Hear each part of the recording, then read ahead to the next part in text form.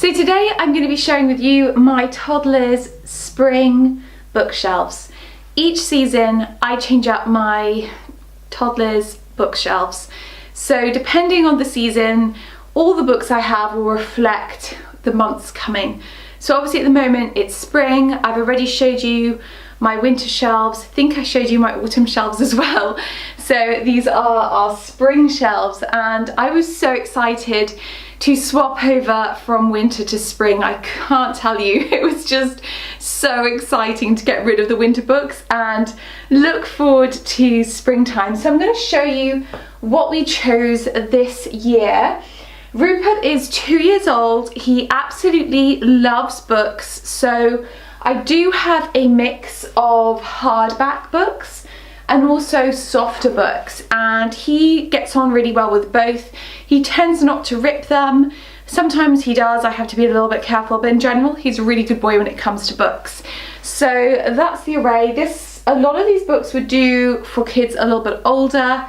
They're quite educational, and then there's a few that are a little bit younger. But anyway, it should suit a good array of ages. I would love to hear what books you have chosen for your kids for spring. Leave any comments in the comment section below, and yeah, let's get into it. The first book that I chose was this gorgeous one by Britta Teckentrup, and it's called Bee, and this is by far our favourite book. Like, it's so beautiful. It's a story of a bee and all the sort of adventures it goes on. It's very educational as well. It tells you why the bee is going to all the flowers, and there's more and more bees as the story goes along, and finishes with beautiful end paper of flowers. Rue chooses this all the time when we go to pick our bedtime story, or whenever we're choosing books from these particular shelves. He adores it, and I just cannot recommend this enough. It's so beautiful, and it's a lovely thing to have for spring as well, as bees are coming out of their hibernation, and we should be seeing more of them about as well.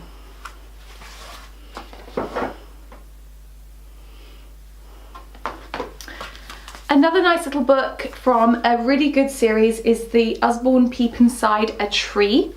I really like this series. There are absolutely loads of them, and this is all about the tree. There's loads of flaps to lift.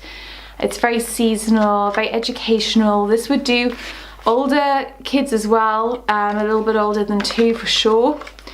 There's quite a lot of educational facts and things like that, and very engaging, very beautiful, and nice sturdy lift the flap book. So we love this too. Another Usborne book is this one, What Makes It Rain, and again this would do a much older child. I can imagine 3 to 5 really would be the ideal age group for this. Rue's 2, so he's a little bit young, but there's loads of flaps in this, and all questions about how does it rain, what makes rainbows, all about the sun, what makes lightning, wind and snow. I have actually learned so much from this book, which is quite funny. It's really nice, and one that will grow with him. And I thought it was quite seasonal, the weather being so changeable in spring. I really like this, and he has started to say rainbow as well, which is quite cute. So maybe that's down to this book. A seasonal book for younger children is this lovely illustrated book by Jane Foster called Springtime. This is very simple. It's just got pictures, very colourful pictures of seasonal things like Easter eggs, chickens, flowers, lambs. And this is really nice when you're teaching your child to talk. I think this is, to be honest, where he learnt rainbow from. But it's so lovely, and I like going through it with him and saying, where's the watering can? And getting him to repeat sounds and things like that. And then there's a nice little section at the back where you can do all the spotting of all the different things. So really nice for a younger toddler or even a baby. Really, really cute, and I think the illustrations are just beautiful in this as well. Next up is Mud by Mary Lynn Ray.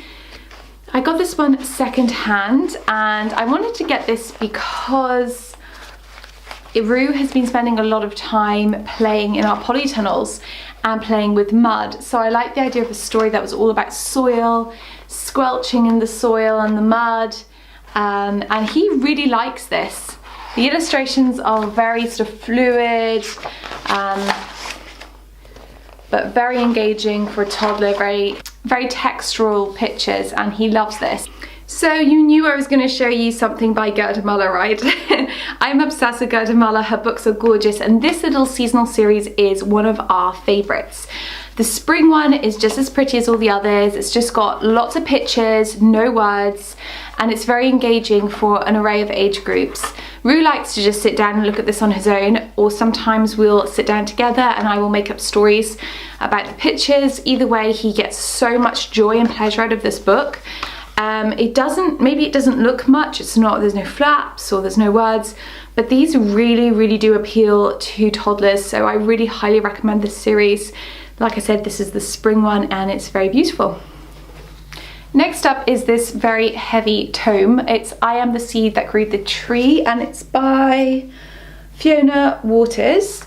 And this is a huge poetry book, and it's really gorgeous.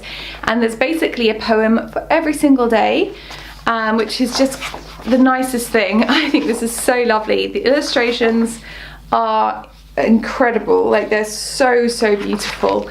It's a real keepsake book and something to cherish with every age of child. You know, even much older children would really enjoy this. Like I say, the illustrations are amazing. Never seen anything quite like this book. The poems are beautiful. They're all different poets, some really well known, some lesser known, and all nature based. And like I say, there's one for every single day of the year in this. So this is something that stays on our shelves throughout the whole year, and will probably remain there until he is much older. So love this, very much recommended. Great gift as well if you're looking for a gift for a baby or toddler or child. Now Rue is expecting a baby brother in a couple of weeks time, which is really surreal, but there we go.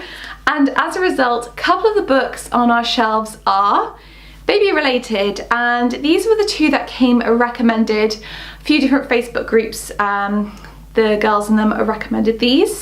The first one is this one here called There's a House Inside My Mummy, and this is my favorite one actually. It's very simple, the story's very cute.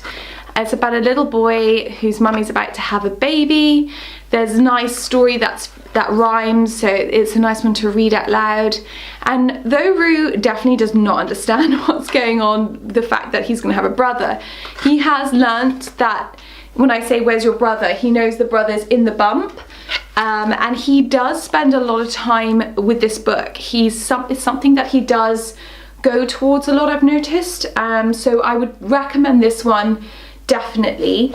You can get that off Amazon pretty cheaply. And then the next one was a little bit more expensive. This is called You Were the First, and it's a little bit more I don't really know how to say it. It's a little bit more specific. So it's sort of, for example, let me just find what I mean by that. So there's something in it like, you were the first to watch the snowfall, the first to bundle up in the red snowsuit, play outside, and it's really cute, but we don't have a red snowsuit, so that kind of, like, I know it's just a small thing, but that kind of bugged me a little bit about this. But I do think this is a nice story for a slightly older child as well, maybe more one that understands the language. The other one is still good for a slightly older age group, but this one would be good with dealing with jealousy and feeling misplaced. So I think this is something I'll probably keep out for longer. This is another very beautifully illustrated book. It's Up and Down in the Dirt by Kate Messner. And there's a whole range of books by Kate actually, and this is the Up and Down in the Dirt, which I thought was very appropriate for this time of year. I live on a farm and we grow things all the time, you know, it's part of our job here. So I wanted a book that reflected that. It was all about gardens and soil and fruit and abundance, and this is just very, very lovely. Lovely story, and at the back there's a whole section, educational section, about the different plants and animals. I think just the illustrations really in this are just incredible. And also, like I said, the story is very beautifully written. Just look at that. I'd quite happily have that on my wall. It's so nice. And this is probably something we'll keep for summer as well. Now, this is a range of books I've only just discovered, but I think they're very cute. It's Pippa and Pelly in the Spring Garden by Daniela Dreska. And it's two little garden gnomes, and this is just a very simple but sweet story about them digging and planting their garden, and it comes to life, and then they go off and make some vegetable soup. And I really like this, and Rue really likes this. The little gnomes are very cute. The story is simple, but there's lots of the images are very pretty, and he sees the sun and the different flowers and the watering can. So there's actually quite a lot to point out in each picture. This is also a series, so there's an original Pippa and Pelly, there's one with the summer sun, autumn wind and winter snow. So I'll definitely be getting more of these when the seasons change. I think they're really nice for toddlers.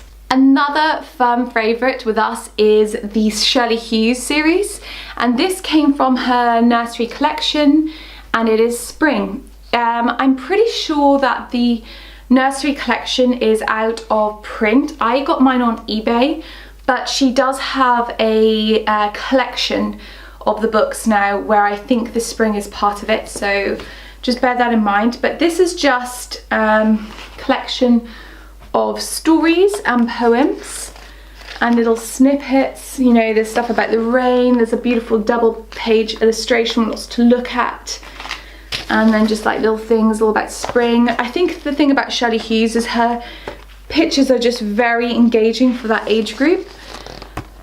I know my toddler, he spends ages just looking at the pictures in this book and adores it, and like I said, it's part of a series, so we have spring, summer, autumn, winter, and he loves them. So, and also it's nice, again, reading poetry with children. They really do respond really well to it because of the rhythm, and you can create sort of texture and movement in your words, and it really is a great educational thing for them. So that's Spring by Shirley Hughes, highly recommend it. So this is actually another series. I'm just going to show you another one. We have a few of these. So this is My First Things That Go, and then this is My First Things Nature. And these books are brilliant. I really recommend these. They're very bright with really clear, crisp photos of things. In this case, obviously it's nature-based, in the forest, in the woodland, food, nature walk, clothes to wear, water life. And I really like these kind of books for teaching toddlers about what things are, because it's clear. Sometimes with illustrations, obviously you can get they can get a bit muddled. Illustrations aren't as clear. So these books are just really great. Like I said, they've got those strong, colourful photographs in the specific topic. Nature was my pick for spring. There's also, like I say, the vehicle one, which I recommend if your child is interested in cars and engineering. There's a zoo one, and there's a farm one, which we also have, which is amazing. So highly recommend this series. And also looking on the back, there's one which is called Busy Town. So these are books that we'll definitely be getting way more of. I love them. Now that actually wraps up the bookshelves, but I do have one more thing I wanted to share with you, and this is kind of part of our bookshelf setup, and it is the Whole Family Rhythms Spring Guide. Now I came across, I can't remember her name, but I came across the woman who creates these manuals through Instagram. Like, I think I pretty much find everything through Instagram nowadays, and these guides are just so beautiful. So the idea with these seasonal guides is every single week of the season, so in this case the first week of March, has a idea behind it. So in this case it's about mud and creation, and it has a finger game, so like a little rhyme with your fingers. It's got a story that you can use with puppets, and there's directions for what puppets you could get or make. There's a weekly hike. There's something to make in the kitchen that reflects the theme of the week. There's watercolor painting, there's coloring, sorry, it might be easy to get a bit closer. There's crafting, so in this case sewing seeds. Friday, beeswax modeling. And then we're on to week 2. Week 2 is all about nests. So again, you've got your weekly finger game, you've got your story.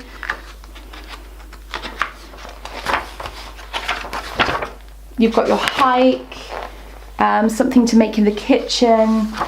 Again, watercolor painting, different ideas of colors. Colouring, some crafts, more beeswax modelling, and then we're on to bees. And this carries on throughout the whole season, which is just amazing. And there's also a whole list of book recommendations that she gives. Mud was actually in this recommendation, which is why I got it for our mud module. And some nursery rhyme recommendations as well. So I think this is the most loveliest thing. It would also do children, like for quite an old age, because there's colouring, there's crafting, there's stories, so it's a really good one. I think the youngest age that she recommends is 2, so Rue is just on the cusp of sort of being able to understand, but obviously we can go out on for hikes, we can look at the mud, read the stories about the mud, and then the stories, the finger plays, the colouring, and even the kitchen things, the cooking you can do with a young toddler. They might not understand the full concept of it, but this is a really good guide, I think, for mums, you know, when you want to do stuff with your kids, but you're feeling a little bit tired and unmotivated. Well, this is going to give you so much joy, pleasure and motivation to do inspiring seasonal things with your children. I do have some other recommendations. Rue is too young for both of these, but I'm going to try and remember them, and if I can't, I'll link them below or right across my face or something. But one of them is Little Oak Learning, I think, and she's UK based, and she has amazing sort of natural sort of nature study. She's got beautiful illustrations, you cut out all the little figures, and again there's pretty much a syllabus to work through different things, like there's a pond module, and I am so excited for Rupert to get old enough to do this. It's just mind-blowingly beautiful. Like if you're looking for some sort of homeschool ideas, oh, it's amazing. I'll link her below. And then the other one is, gosh, this is pregnancy brain for you. The other one is something like nature study. I'll link it below, but it's a book which you print out yourself, and again it works through the whole season with ideas for getting out in nature, exploring nature and learning. I think it's called Exploring Nature with Children, actually. It's something really simple like that, but really beautiful. I'll link them all below, well worth checking out. This one is great if you're looking for a slightly younger age group, but something that will grow with them as well. That's very hands-on. It's not too educational. While the other ones, you're actually learning about the ponds, you're learning about hedgehogs, you're learning about an oak tree. Well, this one is more colouring and stories, and yeah, just a little bit slightly different feel to it. So this is a great one for younger, also going on to much older as well.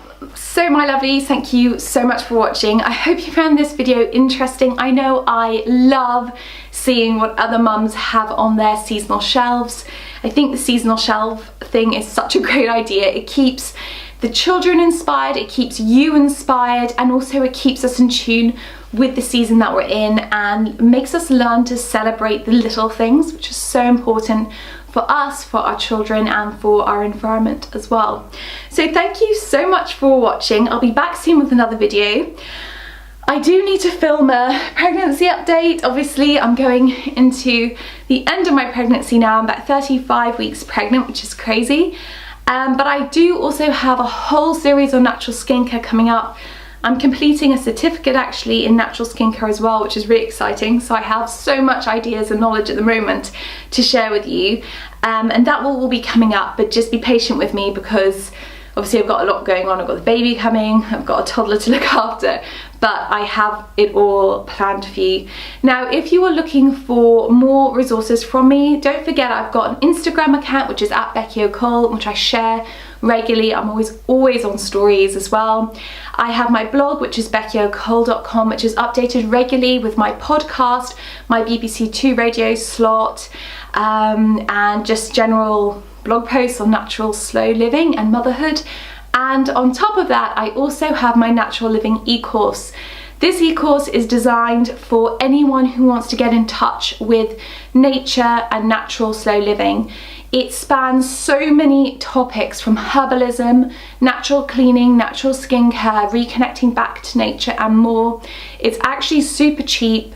It's not too expensive at all. It's very accessible, and there's plenty of projects that you can do with kids as well. Something that is beneficial for the entire family. So check that all out if you want. I'll link everything below as usual. Thank you so much for watching, and I will be back soon. Bye.